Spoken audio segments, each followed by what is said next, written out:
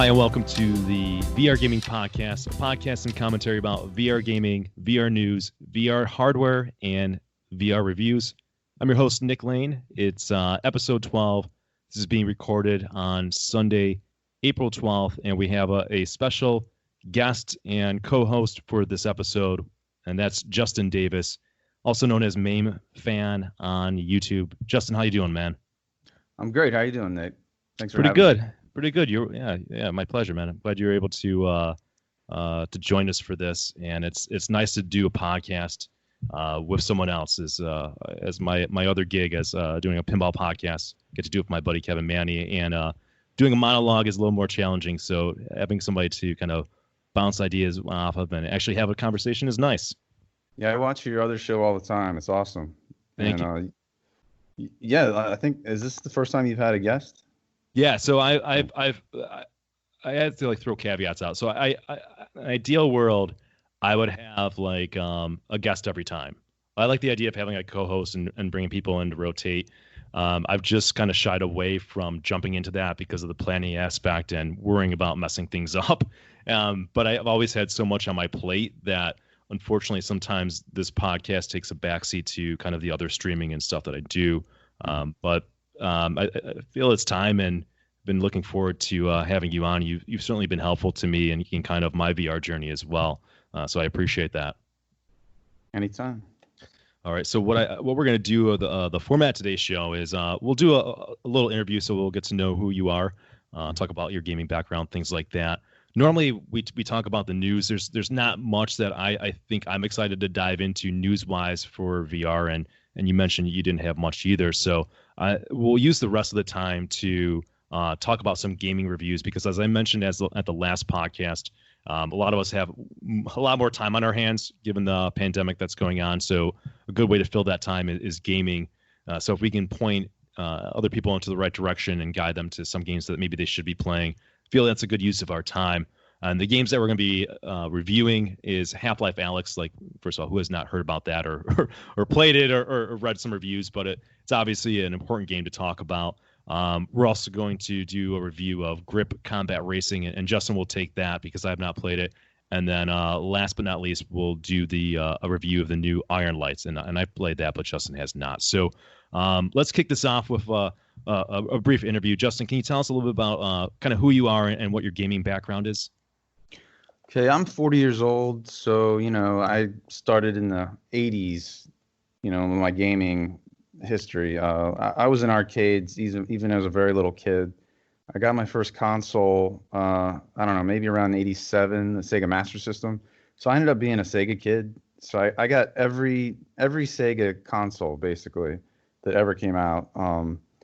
And so I had Sega 3D glasses that came with my Sega Master System, and that's when I first discovered 3D gaming.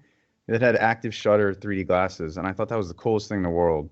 It was the start of me wanting to actually get inside of the game, and that leads to VR now. In 2014, I discovered VR because there was an Oculus tent out at Udvar Hazy, is this science museum up near me, where Interstellar was playing at IMAX, and it was sold out and I couldn't see it, but there was an Oculus tent there, and they had DK2s, development kit 2s there for people to try out. And that's when I first just realized, all right, this VR thing, this is something I need to get into. And so my girlfriend, as a surprise, bought me a DK2 as a gift for my birthday. And just from there, I just went nuts. It was DK2, then I bought a Gear VR as soon as that came out, the prototype version that worked with Note 4, then a Vive, then an Oculus, then PSVR, then Valve Index, then Rift S. I bought Pimaxes. I bought Odyssey, Samsung Odyssey Plus, you name it. And I don't know, I can't get enough of it. Well, I mean, so there's a lot to unpack there. Yeah. You have a great pedigree. First of all, I didn't even know that there was the Sega Master System had that kind of 3D glasses. I wasn't aware of that. I'm a Genesis guy myself. I got the Sega Genesis and kind of went through that and Dreamcast and all that good stuff. So that's something new. I was gonna, when you said that your girlfriend bought you your first headset, Did she regret doing that and sending you down that path? Huh. She might actually. I joked with her about that before, and yeah, because she's not into it at all. Like we actually tried that together, the DK2 at that little demo thing, and she was just like, wasn't that impressed. But I was blown away, and yet she's still like. I think like a lot of people that try it are just kind of like, that's nice, but whatever. But then there are people like us that are just like, holy shit. Do you remember what game that it was that you tried?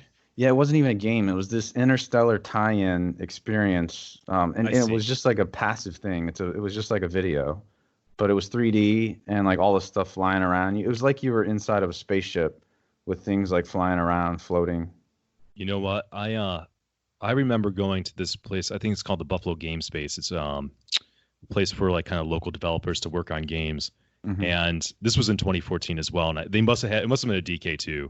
And I remember kind of like a space, like almost like what is it called? Like a planetarium kind of thing that you're in. Is that Mm-hmm. what it was essentially? Yeah, Udvar Hazy is that type of place. Yeah. So that was the experience I tried. That was like my first VR experience, and I think maybe a roller coaster as well. I mean, I wasn't blown away. I was more or less like, you can see like what the awesome stuff is that's going to be coming down the pipeline, right? Yeah, like exactly. So that was an important experience. Yeah. Yeah, I would say I wasn't blown away by that experience, but yeah, I agree. I was like, all right, I need to see more of this because this is going to be awesome in the future. So what was the first VR experience to have, or first game where you were just kind of, it blew your mind? Good question. Like in 2016, I got a Vive at launch, and it was maybe Vanishing Realms. Have you heard of that? Oh yeah. I played that. I played that game. Yep. When that came out, that was a launch game. That I think blew my mind more than, because other stuff that came out then, like Super Hot, that was another one. And then there was Space Pirate Trainer and Raw Data. Those all came out around the same time. I think Vanishing Realms, because I like first person, like fantasy, like medieval fighting, like Zelda type of games. That's kind of my favorite type of thing. Okay. So probably that game. Yeah, I'm in the mood for. I'm waiting for like a really good co-op dungeon crawler. Now, I mean, I know that there's Carnage Chronicles, but it's still, it's being made by a team of 3, right? I'm just waiting for kind of like that stat building, long, 20-hour dungeon crawler game. I think that'd be really fun. Yeah, the last one was Asgard's Wrath, which we both played, and I love that one. And but I think Skyrim is still my favorite game. I think it's my favorite game ever. And yeah, I only played it in VR. Never even played it flat. Me too. And, yeah. Oh, really? Oh, yeah. Yeah. That blew me away more than anything, I think. I would agree. I know in my Steam library, the game that I have the most time is Skyrim VR. And the funny thing is, I have not played it much in the last year at all. It was like all kind of up front. I just went nuts, and I can't even believe that I spent 70 hours in VR in that game. Yeah. Because it just went by so quick. I know. I feel the same way. I did 100, and I installed a bunch of mods. I bet you did too. Oh yeah. I installed a bunch of mods, and I think I made a mistake on some mods. So after 20 hours in, I had to go back and replay it. And normally I would never play a game again after spending 20 hours of my life, but it was just so good and so impressive at the time. Yeah, and the DLC came with it. So like I did all the DLC, and I think there's still tons of stuff I still haven't even done. Like places I didn't find. Oh my God! I need to go back when I have a period of time and just beat the main quest, the main story. Yeah, I owe it to myself to do that, especially after spending so much time investing into it and doing all the modding. Oh, definitely, yeah. Yeah. Well, that it's interesting. So you said you're 40, and we have a similar kind of gaming past in terms of consoles and kind of being able to see the evolution of gaming. I'm going to be 40 next month as well, so I think there's a sweet spot in this age group, and maybe people 10 or even 20 years older that have just seen the evolution of gaming and have waited for so long for VR. Remember, seeing the promise of VR in the 90s and just having to wait like 20 years for it. Whereas I don't know if this is true, but maybe somebody who's 20 years old, I don't know if they can appreciate it as much, or if they take VR for granted, or if there's a cost barrier to it, which has now, of course, become lowered by the Oculus Quest. But I I do notice that a lot of the people who are really just blown away by it or shocked by VR are people who have been able to see that evolution.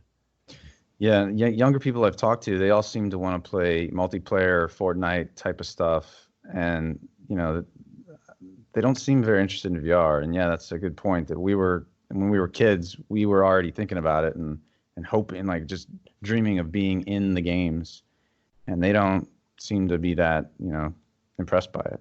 Yeah, I'm not sure if it's a access thing in terms of like, we're at a point of our careers where we can go out and buy an expensive gaming rig, right? Yeah. And buy an index and not really blink at it versus, someone who's 20 years old and in college or high school or just getting out of high school can go out and purchase a really expensive high-end gaming machine. So there's some of that's going on, I'm sure. Yeah, I've had some kids here because I have an arcade here too, and they've come here and they'll play arcade games and they've tried VR and yeah, I mean they think it's pretty cool. The smaller, younger kids, I think like teenage type kids, maybe weren't so into it. I'm not sure why, but yeah. Yeah, it's interesting. We'll see where it goes. I mean, esports is a big thing. It's going to only get bigger. I've got to imagine in 5 years that you start seeing the tide moving to esports and VR, and VR will take over. But who knows? Who knows? I would put money on it. Put it that way. Yeah. All right. What is your gaming setup right now? What are you running in terms of your desktop computer? Okay, so I have 3 VR PCs. I have. Oh wow. Yeah, so like 2 of them are i7 8700Ks with one has a 1080 Ti, one has a RTX 2070. Those are the 2 main ones. So like one I use for it was my Steam VR machine, so that's like the Vive and now the Index were used there. And then I have a different room where that used to be the original Oculus Rift setup. So I had the camera setup everywhere, the 3 camera setup. And so when I have multiple people here, I can have them playing the same game together. But then upstairs, I have a third PC. I've never had 3 people playing together at the same time. I guess I could do that now. And then I have a PSVR upstairs. The third PC up there, that's like the weakest one. That's a i7 3770K and a 980 Ti. And so yeah, that's the setup. That's pretty sweet. I mean, that's got to be a nice experience where not only can you have people over and they get to try VR, and you're going to be a good guide in terms of what to put them in, but to hop in and play a game with them as well. Yeah, so I have 2 Steam accounts. I have my main account, but then I have another account where I've bought the same copies of the games my other account has. So that way, I can have people playing. Like, for example, we were talking earlier about Carnage Chronicles. That's one I have put people in, and there's tons of other good multiplayer games that I've put people in together. Nice. Well, and before I asked you what your favorite VR game is, and you said that's going to be tough. I know you have a lot of games. You played a lot of games.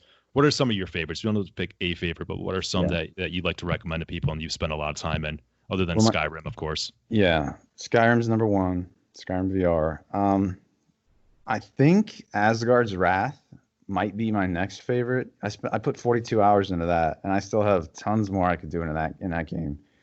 Half-Life Alyx, which we will be talking about, that is up there. I would say Walking Dead Saints and Sinners. I'm looking at a list. There's so many games. Jet Island, that's definitely one of my favorites. To the Top. Did you play To the Top? I'm aware of it. I've never played that game though. It's like you're flying. You just feel like a superhero flying through the air, doing parkour. That's tons of fun. Subnautica. I put 60 hours into that. That was awesome. Even though that's just gamepad, that was awesome. I can't remember what else right now. Nice. That's a good list. It's a good comprehensive list. Mm-hmm. Okay, and then last but not least, so let's you've got a YouTube channel, which is you go by the name of Mame Fan. Why don't you do a little plug for it and tell the folks a little bit about your channel and what goes on there? Okay, thanks. So Mame is multiple arcade machine emulator. I've been into emulation since like '98 when I discovered it, and I think that's when Mame came out, maybe '97 or '98. So yeah, I'm a fan of MAME, and I have an a 4-player arcade cabinet, and I make videos and I take requests. So people will request, arcade games, and I'll play them, and I'll try to beat them. And I have, 2 pinball machines. I have Monster Bash, Remake LE, and I have Champion Pub, and I've done videos of those, and I do VR videos too. And I have a green screen, so I usually do green screen VR videos, so you can actually see what I'm doing while I'm playing. Like, and my most recent stuff was Half-Life Alyx playthroughs, just like you did recently. Yeah, yeah, very nice, awesome. Yeah, check it out. And I remember must have been in the summertime. I saw your video where you were kind of going through the headsets you had with the Quest and the Index, and I found that very informative. So, great video. Highly recommend people check that out. Thanks. All right. Well, the news is going to be brief to non-existent. I do want to give a plug and mention that I've created a YouTube channel now and a Twitch channel with the same name as this podcast. So it's a VR Gaming Podcast on YouTube, and then on Twitch. You can find it by going to twitch.tv /VR_gaming_podcast. I know, nice and not necessarily confusing, but the underscores can throw things off. The reason being is that I do enjoy getting VR out there as much as possible and promoting it and kind of fighting the noise of 2D gaming. And I had been doing some streams on the Buffalo Pinball Twitch channel and also uploading some things to YouTube. But I did a playthrough of Half-Life Alyx myself and started almost spamming the Buffalo Pinball YouTube channel with uploads of that. So I don't, to avoid any confusion, I've just created a place to kind of deposit all of the videos I do when I play some games. So a lot of the games that I talk about going forward and reviewing, you'll find live streams on Twitch. I'm dedicated to doing those on Friday nights at 8 o'clock Eastern, Saturdays at 1 o'clock, and then Sundays at 2 o'clock, usually streaming for at least an hour. A lot of times I'm playing with people. I'll be playing with Justin. I'm sure we've played games before. And then I'll be uploading clips onto the YouTube channel. You can go see there's videos are starting to accumulate now. So check that out. Any news that you think is worth mentioning right now, Justin? I don't think there's much going on right now. Yeah, like no games come out anytime soon, I don't think. That's the one bummer right now, because we're gonna shift gears and talk about Half-Life Alyx, but the sort of what is next, and I keep on looking at what do I have to look forward to, and I'm a little bit worried. Here are the two that I'm looking forward to: Lone Echo 2, because Lone Echo was a game I could have listed when I said some of my favorite games, and then there's Medal of Honor. Yeah. So, but I'm not sure what else. Yeah. Do you know if there's a release date yet, or at least a quarter that Medal of Honor is coming out? I don't. I feel like originally they said March. Okay. Maybe originally. I meant quiet. Like the March that already happened. Yeah. And so I don't think so. Yeah. All right. Yeah. So those would be the ones that I list. I mean, Lone Echo is like an okay game in my book. I'm sure I'll get the second one because I'm hungry for games. A Medal of Honor, I think I'm particularly looking forward to. So that's good. And after that, I'm a little worried. I'm hoping that Valve, because of the success of Half-Life Alyx, will. I hope they have something in the pipeline, right? They were supposed to have 3 games. That was the rumor, right? 3 games, 3 VR games that they're working on, but we just don't know what those other games are. It's kind of anybody's best guess. And they shot down Left 4 Dead, which is scary because I think that would be a great game. I think what we need now, we had this great single player game, and the nice thing about putting a single player game out is that you can kind of control it. You can control the parameters. You don't have to worry about a huge base to go online and play, because the worst thing is you create a VR multiplayer game and you can't find people to play it, right? It just is dead in the water like a lot of the games are. But now that they've led with that single player game, I think they need to come out with a multiplayer game that's going to be a big hit. Maybe it's Team Fortress. I don't know if it's not going to be Left 4 Dead. Yeah, Team Fortress already was in VR. I don't know if it still is. There's just with with no motion controllers, just like, I never tried it. Did you ever try that? That was like before before my quote unquote time, right? So I got into VR in like November 2017. But I know what you're talking about. Yeah, I never tried it. Yeah. But so maybe that'll be one.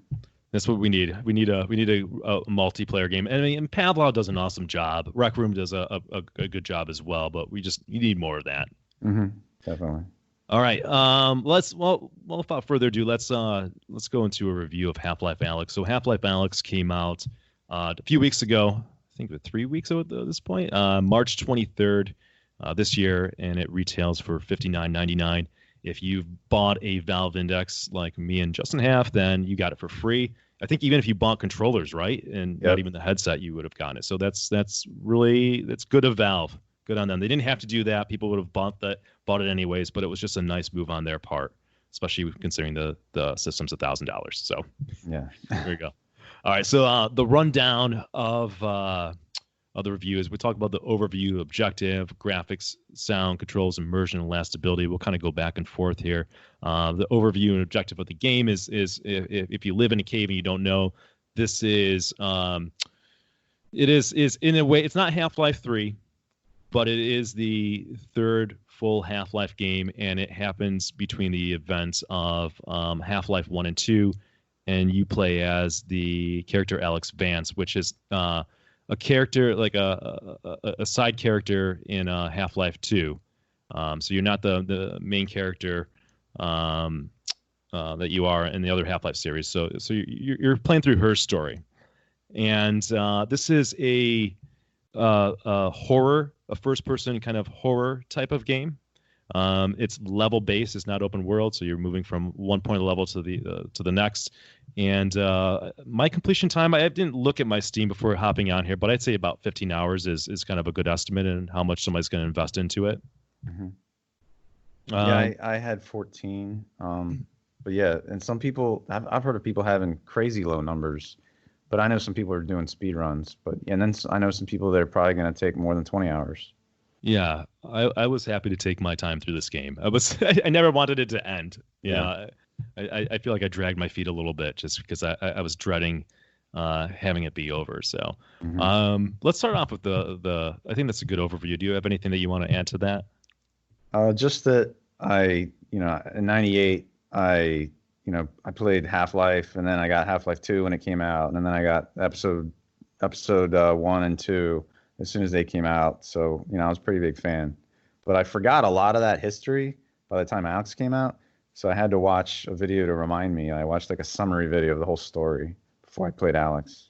Yeah, and Valve recommends playing through them, even though, and we're going to do a spoiler-free review as best as possible, but they do recommend at least playing through or being familiar with the story if you want to get the most out. You don't need to.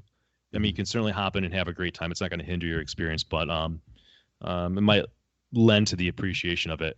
And yet, I played the first two. I remember in '98 playing it, and then I took off from work in 2004 when I was in grad school and played Half-Life 2, and I carried down the tradition of taking off from work and playing it again this year. So, great memories from that. Okay, graphics in the game. What do you have to say about the graphics, Justin?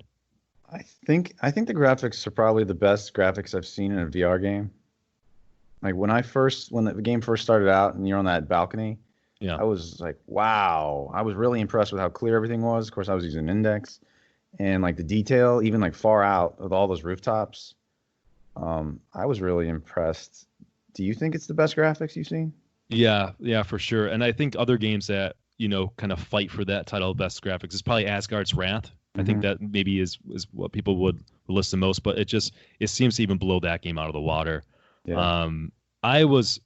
I didn't know that VR could do graphics of that caliber and yet be so damn smooth, and they accomplished that. So yeah, I think that's one of the most impressive things there. Yeah, my performance was great. Like there were only a couple times where I could notice the performance was going down a little bit, like in areas where there's a lot of like particles and effects going on, but like it was very minor. It's mostly smooth. Yeah, so I've got a 2080. I just kept it at 90 hertz. I actually didn't. Usually I open my FSP VR or whatever, so I can see if I'm dropping frame. I didn't do it this time. I just hopped in and was starting to stream, but I was able to stream, not change and run the graphic settings. I think it defaulted at pretty much the highest setting.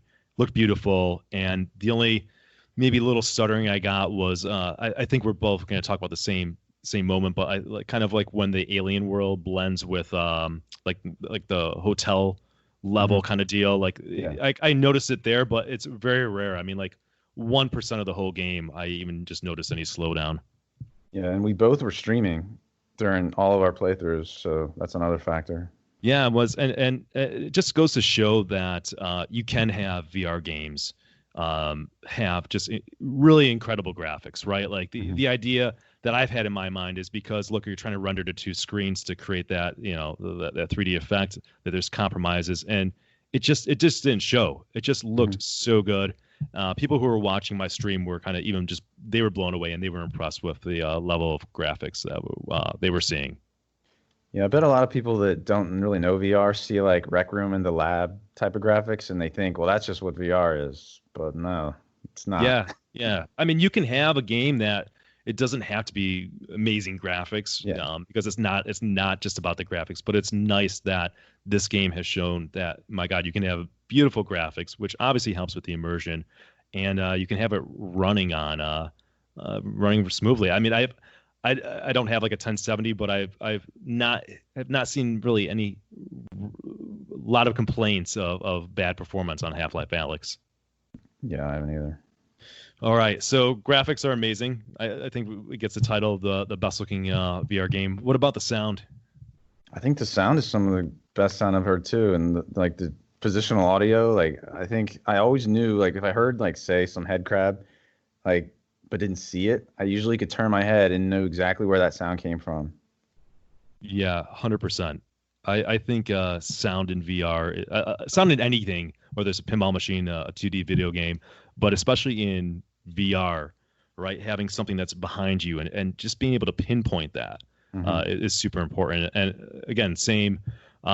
There's the voice acting was top notch. The character that you hear a lot talking to you kind of in your headset is Russell.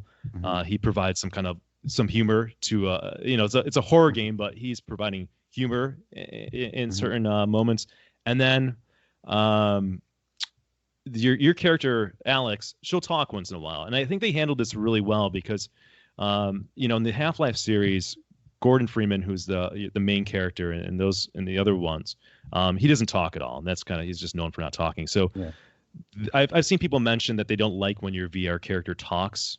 Maybe it breaks immersion for them, but I think they did it really good in this game, where it wasn't heavy-handed. It's not like you're just like, would Alyx please shut up? That's not the case.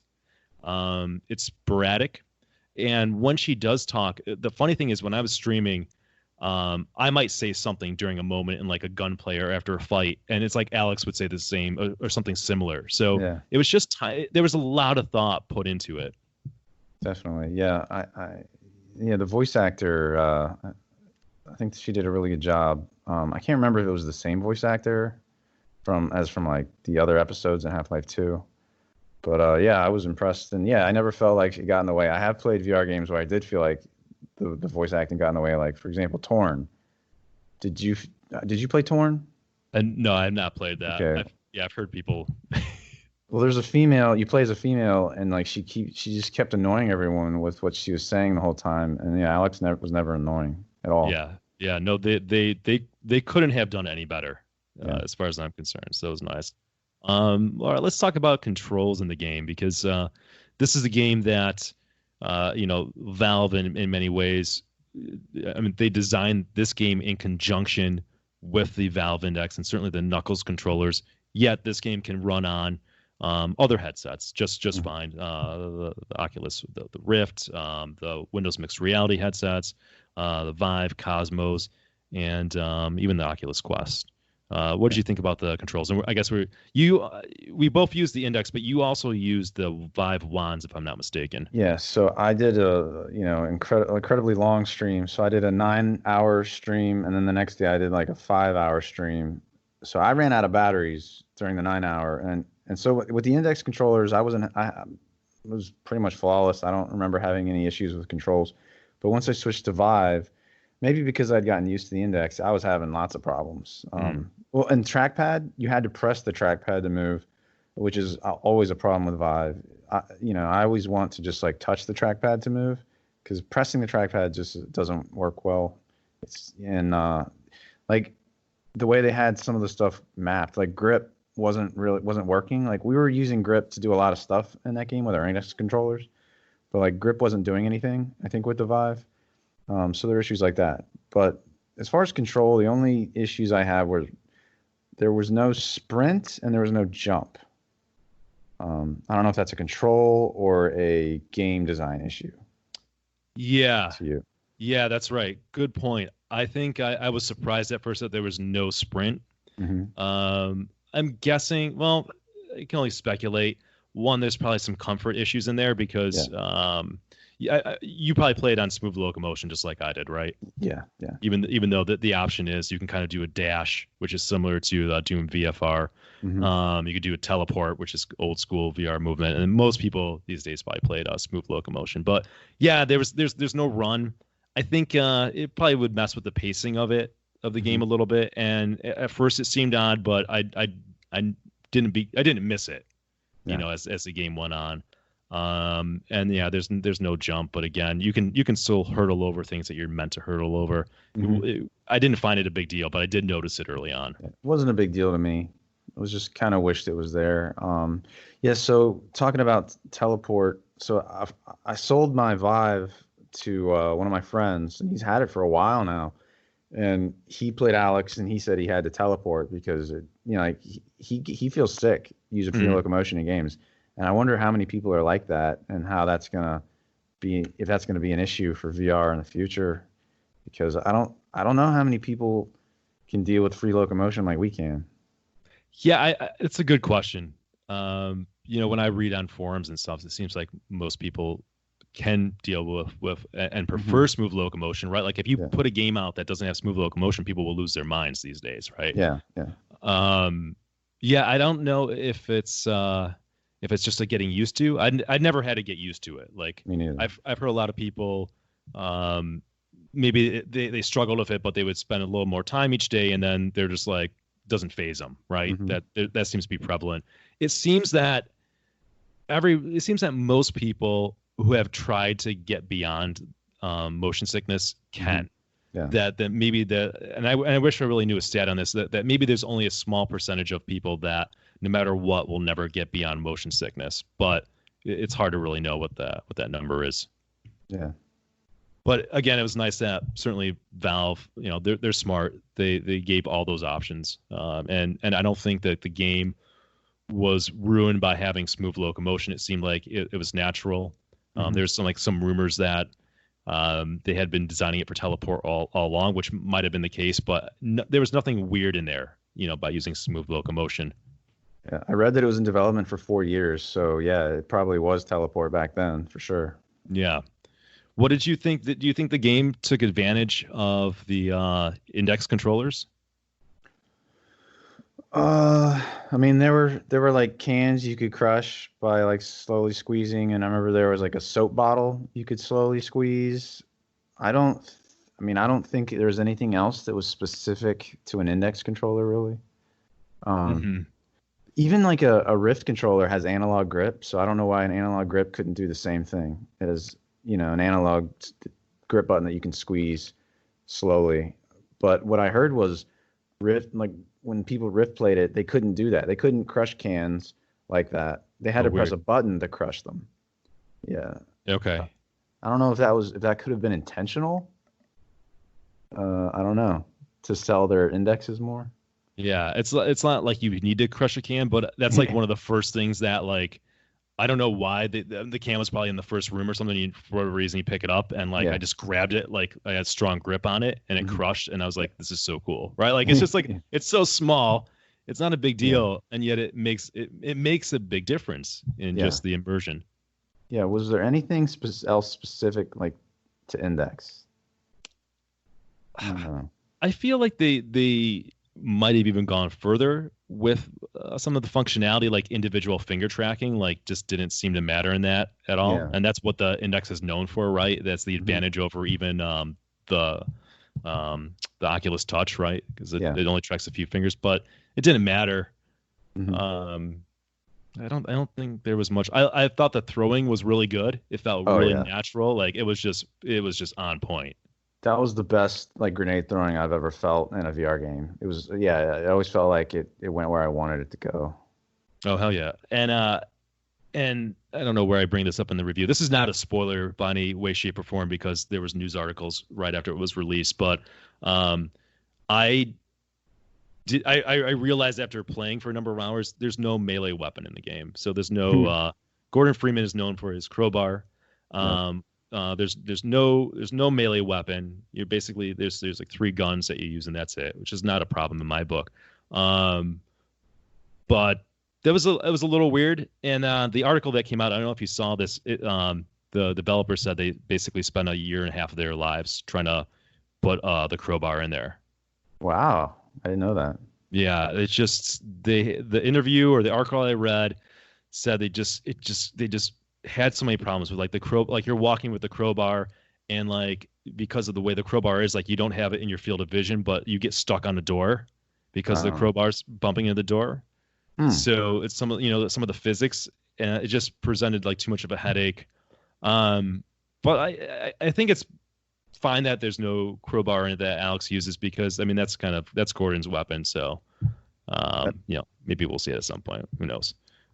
But I thought that was interesting. That crowbar issue sounds like Boneworks. Have you played Boneworks? I think you saved me from playing Boneworks. It's worth playing, but there's all sorts of janky physics issues like that. You're gonna get stuck on tons of things, and you're gonna have trouble just climbing. Just climbing is gonna be like a big hassle.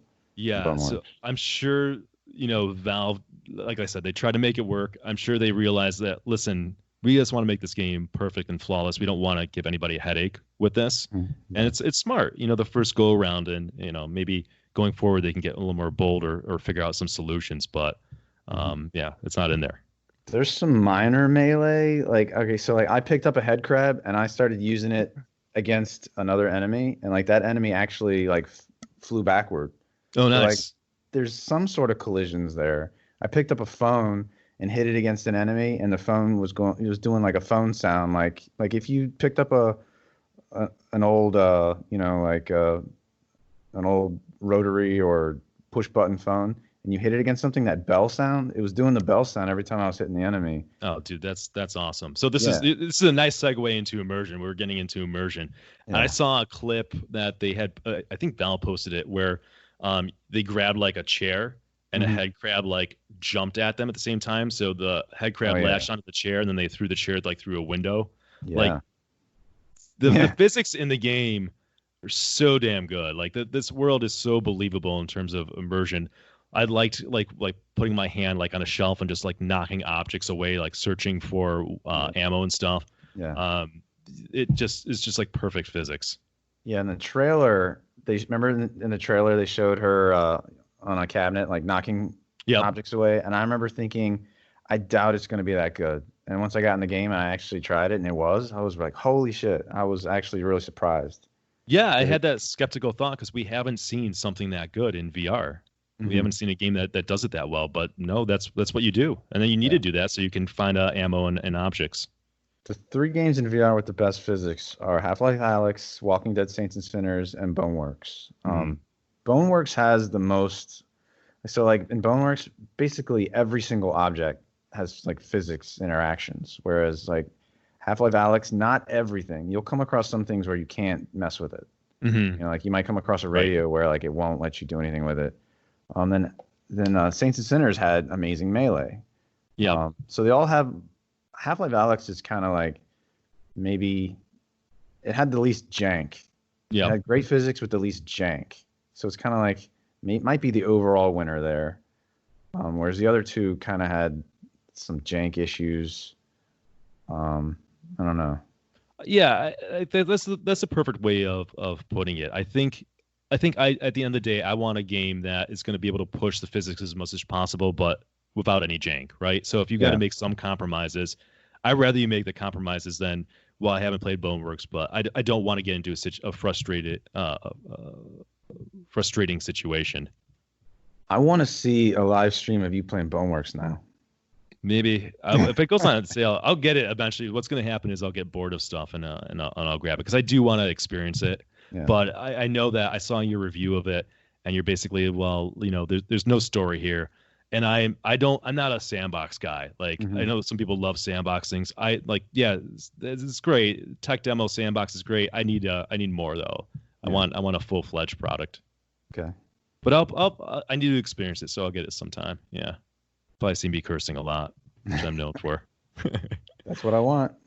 All right. What anything else that you want to say for the immersion? I know that, obviously the graphics and the sound all roll into that and controls all. It kind of builds up into that and this discussion on immersion. I don't think so. Okay. And then the last category before we get to a rating, and we'll also talk about some negatives of the game. We'll get to that, but the category is lastability, and you got a single player game here, so lastability a lot of times it's more applicable to a multiplayer game, but you can still talk about it. What do you think the game has in terms of lastability of wanting to play it again and again, or not uninstall the game? I beat it once, and I want to play through again. Like, I beat it on normal. I want to play it on hard. Then there are achievements that I haven't gotten. Like, there's an achievement where I never saw it, but there's a gnome. Have you heard about that? There's I've a heard gnome. About that, yeah. Did you see the gnome? I don't remember seeing it. It seems like that's something you would see. It's like right in the beginning, right? Allegedly, it's like the first or second room or something. Oh, okay. So you got to take the gnome all the way through the game, and you can't even like store it in your wrist. You have to carry it. And then there's ones where you need to bring a beer or vodka with you back to Russell. I didn't do that. There's stuff like that. Yeah, I want to play through it again. I know people on some Discords that I talked to, they've all played through it already like 3-4 times. Wow. Yeah. I'm not the kind of person who watches a movie again and again or plays the game again and again. So if there was a game that I would play through again, it would be this game. Just I want to go back into that world, and I do like it that much. Yeah. Which is I guess that's a lot. So I guess that's probably the best comment I can put about lastability. I think we've had basically nothing but praise for this game. Do you have any criticisms for it? Yeah, we already talked about the sprinting and the jumping. Yeah, okay. So I know, and I think you felt the same way. Whenever you got outdoors, you were like, "Oh God, finally!" Right? And I kind of felt like it were a lot of corridors, just like dark corridors, and kind of a lot of the same that sort of environment. And once I got outdoors, I wanted to be outdoors. So I kind of wish there was more outdoor stuff than there was. Okay. Yeah, I didn't feel that way per se. Okay. I thought I was happy with the varied environments. Mm-hmm. There weren't a lot of outdoors area. There's some, but it's obviously mostly like dark corridors and winding around there. I try to think of some criticisms for the game, and I just struggle to come up with any, just because I thought that Valve has put out basically the perfect game, and obviously I had high expectations.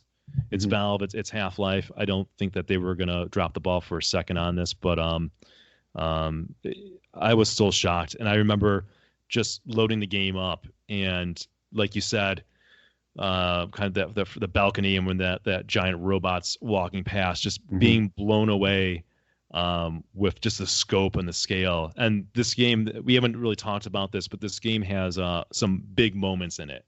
Yeah. In terms of just kind of like the set pieces and explosions or scope and size that like just had me in awe of just that moment where I'm almost like shaking or just like in real fear.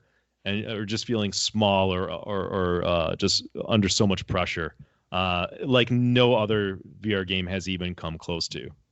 Yeah, there were a lot of holy shit moments in my stream. Yeah, there were moments where I just stood there with my mouth wide open. Yeah. I thought they did the pacing really well. They really got the pacing of it. I don't know. I've coming to understand that I'm a fan of like VR horror games, not like Dread Halls, but more like Half-Life and like the Doom BFG mod, like that where I can fight back, right? Yeah. But just kind of that tension and that a little bit of fright and apprehension. Doom 3 BFG mod, that's another one to list in the top VR games. Love it. I got to beat it. I've not beaten it yet. I keep on kind of saving it. So. Yeah. All right, let's wrap this up into a rating. So the scale that I run by is 0 to 2. If you give it that, don't wish this game on your worst enemy. 3 to 5 is we all make mistakes. 6 to 8 is a solid game, and a 9 to 10 is a buy it. What would you say, Justin? What's Half-Life Alyx? I'm gonna say a 9. I don't know. IGN, which I thought was awesome. IGN gave it a 10 out of a 10. And to them, a 10 is a masterpiece. I do consider it a masterpiece, so I don't know. Should I say 10? 10 doesn't have to mean perfect, right? Yeah. I mean, I'll let you go if you got. You can give an explanation behind the number, so you don't have to just let it lie there. I sort of feel like 9 is maybe too low, but a 10 is too high. So maybe a 9.5. You can do that. Nice. Okay. So this will be I think this is the first game I ever gave a 10 to, but it's a 10 out of 10. I was just, it was a hell of an experience. Again, I was expecting a lot, and not only did they deliver, but they surprised me many times. And I thought they handled it, everything just very good. You can tell that this is a game, as you said, that was been in the works for 3 or 4 years. Mm-hmm. You can tell that this is a large team working on it. They just had everything ironed out. And credit to Valve for launching the game on time when they said they were going to launch it, which is awesome too. That was surprising. Yeah, I was impressed by that. Yeah, that alone. Yeah. So this is it takes the crown as my favorite VR game. Awesome. All right, why don't you take the helm and do a review of Grip Combat Racing? Okay, so Grip Combat Racing came out in like November 2018. I never played it, but recently there was a update that added VR support, and that came out April 1st, 2020. And so at first I was like, this game's $30, $29.99. I don't know. Let me wait and see reviews. But then they did a sale where it was $9. I was like, oh well, I'm in. So I bought it, and I was actually really surprised by how good it was, because usually, a flat game that gets a mod, it's usually needs a lot of work. It starts out pretty rough. But the only issue I had was when I first started, I didn't have audio. But I found out later, it's some games, if the game window is obscured by any other window, it'll mess up audio sometimes. So like I think some like NVIDIA, do you want to like stream your game thing popped up, and that was what was keeping the audio from working. So I didn't have any issues other than that. And so this game, if you like Wipeout, Wipeout Omega Collection for PSVR is like one of the best racing games. It's awesome. I would recommend that to anybody. And if you like that, you're gonna like Grip Combat Racing for sure. The graphics are really good. They're like, I think it's Unreal. It looks like Unreal level graphics. So it's like pretty much better graphics than Wipeout. And I mean, no complaints there. The sound, I would just say average, nothing special that I can recall. I played it for like an hour and a half, so I haven't, seen everything. I tried a bunch of different levels. Tried the campaign, but I haven't done multiplayer yet. So I talked to some people on Discord that all did multiplayer, and they all loved it, and they said it was working well. So there you go. What this is it's like, it's if you like Mario Kart, you're gonna like it, because it's you're racing and you're collecting power-ups as you drive. So there's gonna be stuff that you drive through, and then that gives you a power-up. So you can have a power-up on your left side and a power-up on your right side, and you use your bumpers on your gamepad, because this is a gamepad game. I don't even think it has wheel support, unfortunately. So if you need a wheel, you probably don't want this game. So the two bumpers, and then the left trigger is brake, the right trigger is accelerate, and then you're using all your face buttons. One of them is a drift button, one is like a turbo or nitrous button, then other ones like maybe change your view. I can't remember what the other button was. So then there's so the immersion. Oh yeah, so there's different camera angles. There's like a cockpit view, then there's like a view where like you're just seeing like the hood of your vehicle, or you can be outside of it. I prefer to see. Actually, I don't know. I I didn't test the cockpit view. I tested the one where you see the front of your vehicle, like the hood of it, and I like that. It felt good. In the trailer for this game, they advertised it as. Did you see the trailer, Nick?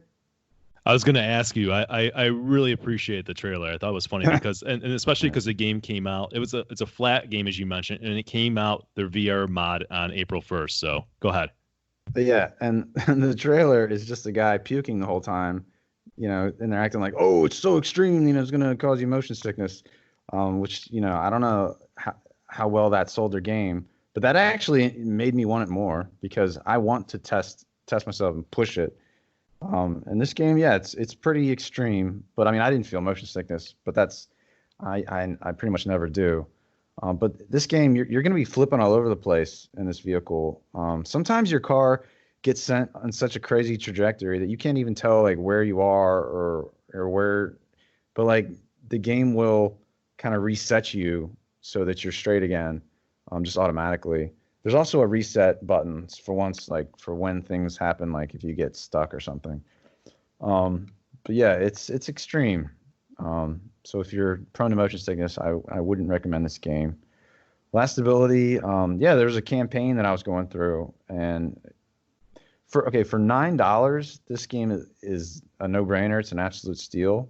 For $30, I don't know yet. I haven't played it quite enough to know for sure.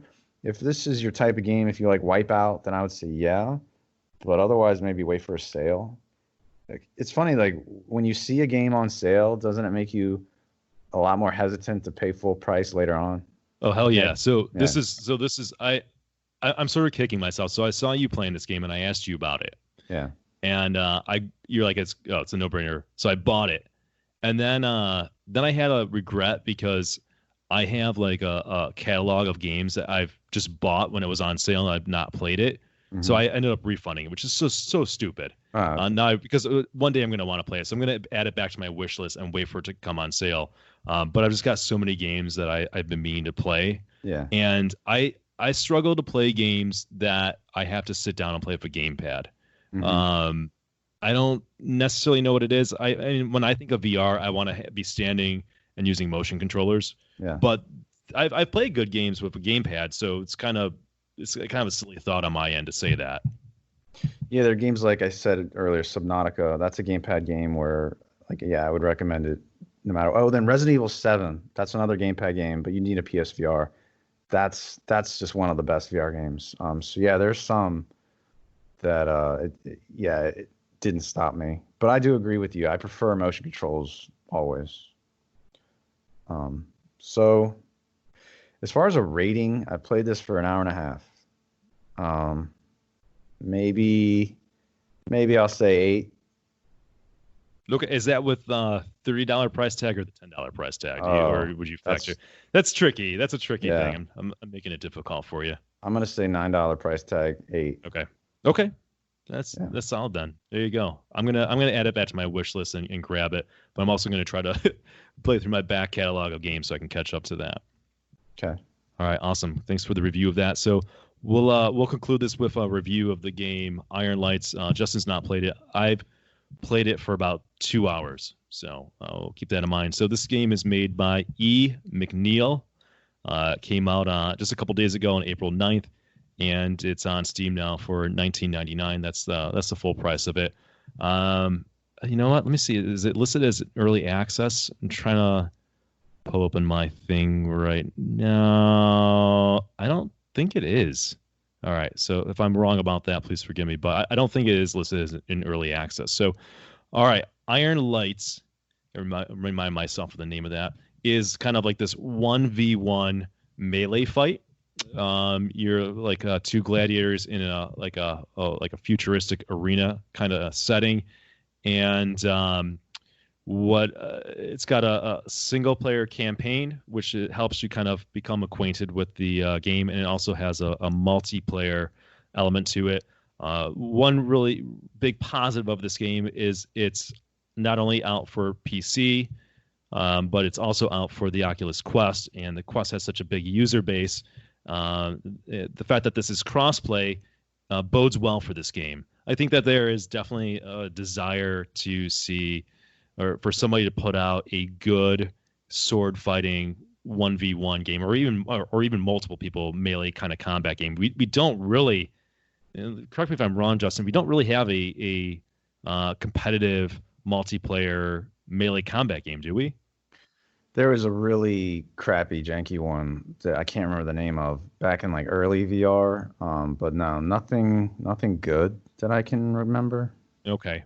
And games have handled melee combat in different ways. Some go for ultra like realistic physics and weight and stuff to weapons. Others like was it Until You Fall? Is that what it's called? I should review that game at some point. Yeah. That handles it more almost like kind of not quick time events, but like in patterns that you got to slice in. This game, I'm struggling to describe it. It does it like it's like a slow motion fight. So when you're in combat, you're staring at your opponent, and you have an energy bar and you have health bar.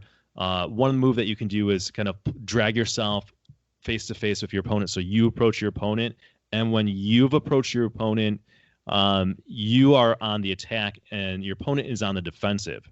So your opponent cannot damage you at that time. You're only able to do damage. And you basically using your energy bar at this point in time. It's kind of like a timed fight. So you take your weapon and you strike your opponent while your opponent is simultaneously trying to block your blows. After you hit your opponent, whether it's their body or their weapon, you got to then drag that weapon back behind you to kind of, I don't know if they want to call it recharging it, but like you got to drag it behind you so you can reuse it again. Your opponent also has to do the same thing. So it's kind of like this dance is going on, right? You're trying to hit, your opponent's trying to block, then you put it behind you, then you bring it out again. You score more points for like headshots and things like that. And it's in slow motion. So you can't just like, it's not this fury of blows, which I understand why they do in slow motion. It takes time to kind of get used to it. It's I don't even know if the weapons have weight or if it just feels like it has weight because it's slow motion. It's weird. I feel like it's the kind of thing where you're going to have to put hours into it to really kind of get the system that they're trying to use. Not to say that it's bad or good. It's just a little different. This is just their way of kind of handling this. I'm sure they've played around with making it work. So that's it. And then you kind of zoom back away from them, and then they can zoom towards you, and now you're defending.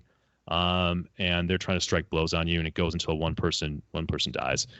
There's also some like ranged attacks that you can do as well to your opponent. So you're using your sword or shield to block the range attacks. You can move a little bit to the left or right, kind of in your physical space, but the game doesn't want you to kind of running around like a huge, massive room scale type of deal. So you're pretty much stationary where you are. That's the overview and objective of the game. I've played about an hour of the campaign and maybe an hour in multiplayer just to get a feel for it. There's, I think, 5 different classes of fighters. So there's like a ninja who's kind of got like these 2 kind of knives, no shield. There's a crusader with a shield and like a ball and chain. There's a duelist who has kind of like a small shield and like a thin sword, etc. So there's that. So there's different styles of play, which is nice, right? Like you can kind of that lends the lastability in trying to master and get good and experiment around with the different classes of fighters you can be. The graphics in the game are not that great, to be honest, not that impressive. If I had to put money on it, it looks like it was made as a Quest game, or the development centered around Quest, which is nothing wrong with that. I'm glad it's out on Quest, so we actually have a player base. And then I saw a video review on YouTube, and the graphics look almost identical, right? So don't go in expecting mind-blowing graphics, but it ran smoothly, which is important when you're playing kind of a competitive multiplayer game. The sound wasn't that impressive. It gets the job done.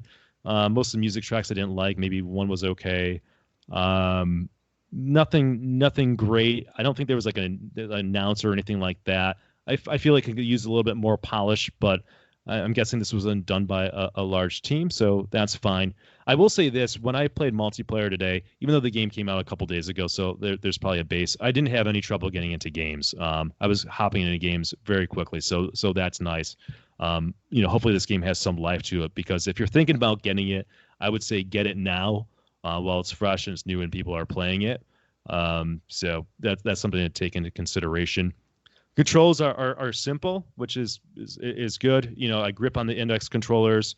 I swing my arms wildly, and I try to land hits on my opponent while also blocking. Very, very simple.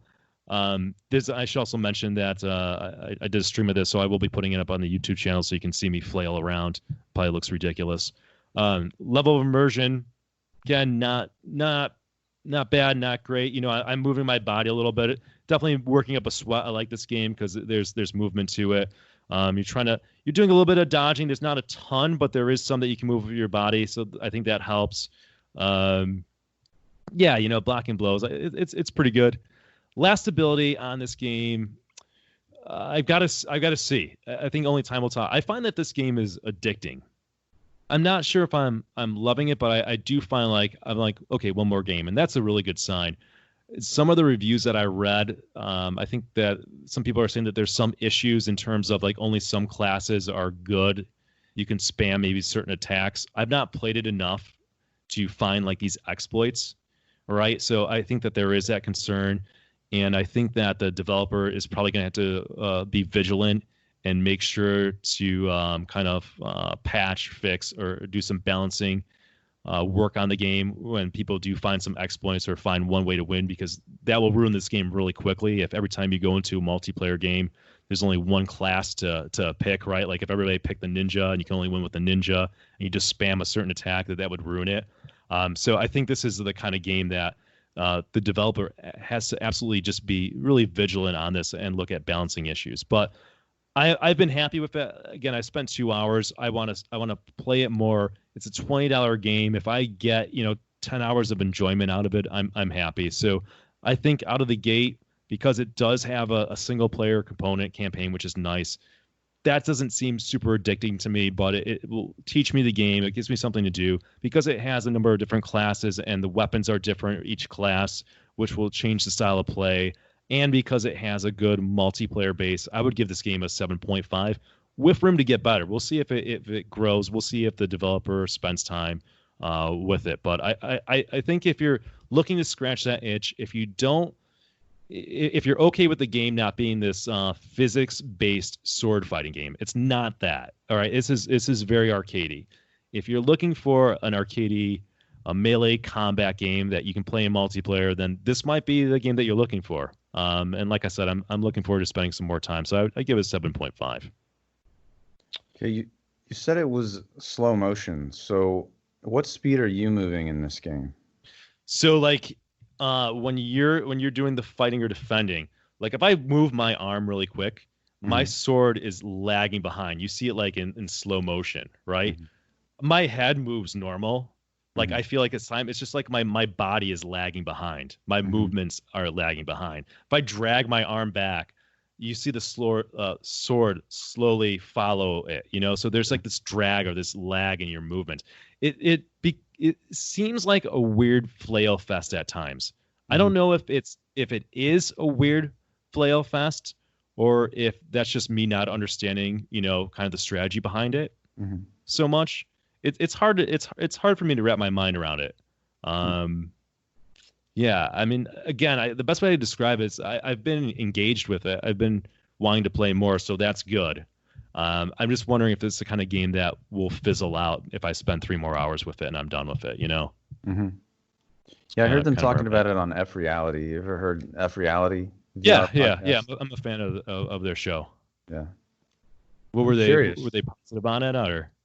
Well, that was a few weeks ago, right? Play maybe a beta or something. Yeah, I think Zimtalk. I think he was positive on it, and he played it against his wife. Yeah. I'm sort of. I was sort of down on it the first couple games, and then it's maybe started clicking. This time will tell. I think I'll have a really good opinion in the 5 to 10 hour range of it. Okay. So I'm happy to kind of talk about it next podcast. Give an update if it's still something that's stuck. But I'll be streaming more of it and I'll be playing more of it. Okay. All right. Well, I think that wraps it up. I want to thank Justin for joining me as a guest. This is much more enjoyable when I'm not doing a monologue. So thank you for lending your time and your expertise Anytime. to this show. Much Thanks for having appreciated. me. You're welcome.